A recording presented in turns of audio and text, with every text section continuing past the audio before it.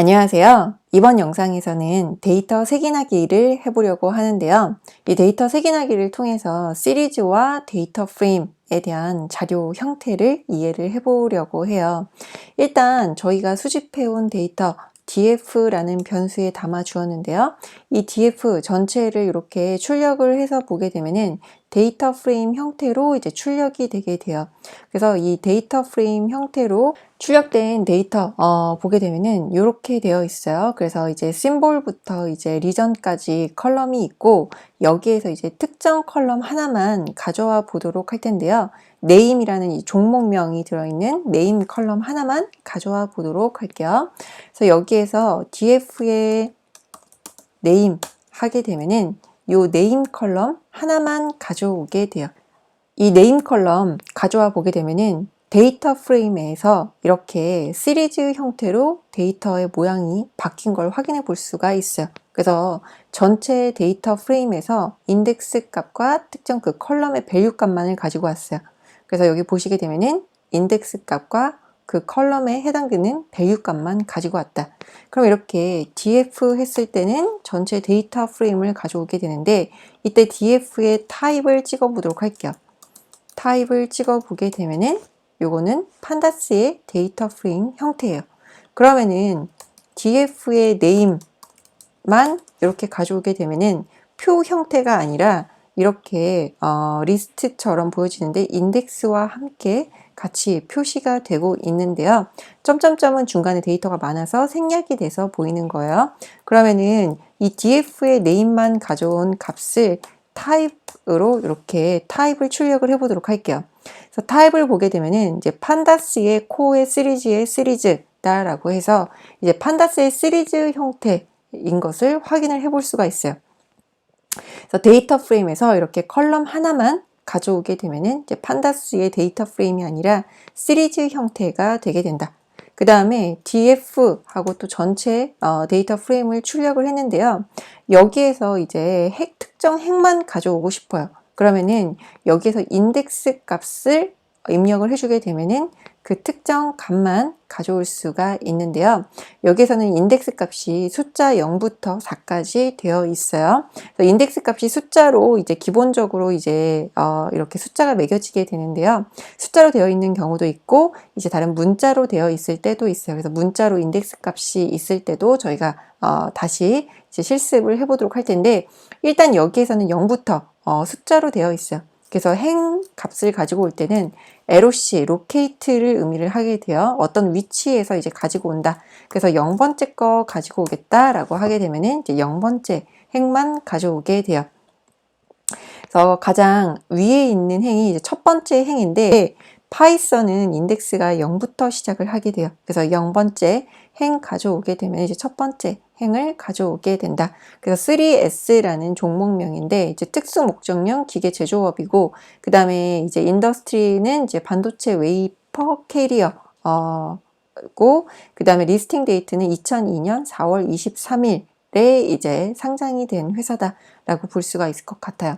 그러면은 이렇게 df LOC에서 0하고 특정 행을 가지고 왔는데요. 이 그 df LOC 0의 타입을 보도록 할게요. 그래서 하나의 행만 가져왔을 때도 이제 판다스의 시리즈 형태의 자료 구조를 가지게 된다라고 볼 수가 있을 것 같아요. 그래서 이렇게 하나의 컬럼만 가져오거나 아니면 하나의 행만 가져오는데 컬럼을 가져올 때는 이렇게 대괄호로 인덱싱을 해주면 되는데 행을 가져올 때는 .loc하고 인덱스 명을 써주면 돼요. 근데 여기에서는 인덱스가 이제 0부터 숫자로 되어 있기 때문에 0번 숫자를 써서 가지고 왔어요. 그러면은 여기에서 LOC에 1 하게 되면은 그 다음 데이터를 가져오게 되고 2 하게 되면은 또 그 다음 데이터를 가져오게 되겠죠. 그래서 LOC에서 이제 인덱스 값을 적어주게 되면은 그 특정 행에 있는 데이터를 이제 가지고 오게 돼요. 그럼 이제 다음으로 데이터 프레임 자료 구조를 알아보도록 할 텐데요.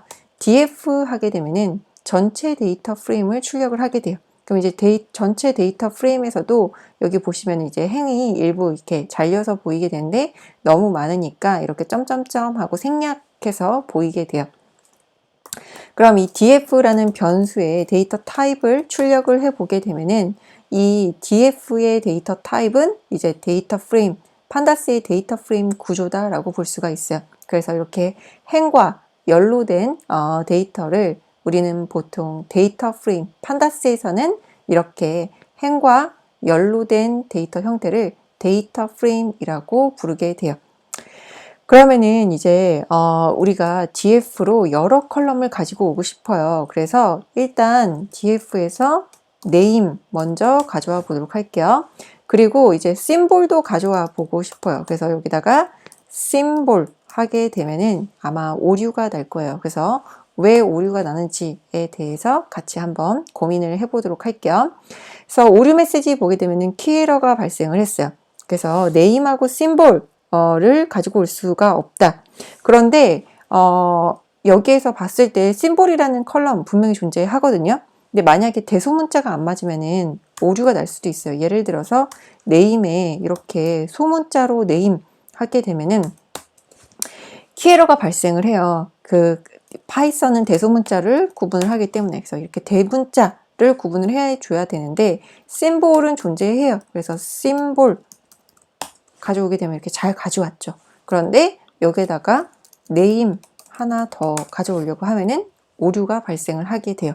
왜냐 하면은 이제 여기에다가 2개 이상의 데이터 가져올 때는 리스트 형태로 지정을 해 주셔야 돼요. 그래서 2차원 행렬은 대괄호가 2개 있다 라고 기억을 해 주시면 좋을 것 같아요. 그래서 이렇게 시리즈는 보통 1차원 벡터 형태다 라고 볼 수가 있고 데이터 프레임은 2차원 행렬 형태다. 그래서 행과 열이 있는 이제 행렬 형태다라고 볼 수가 있어요.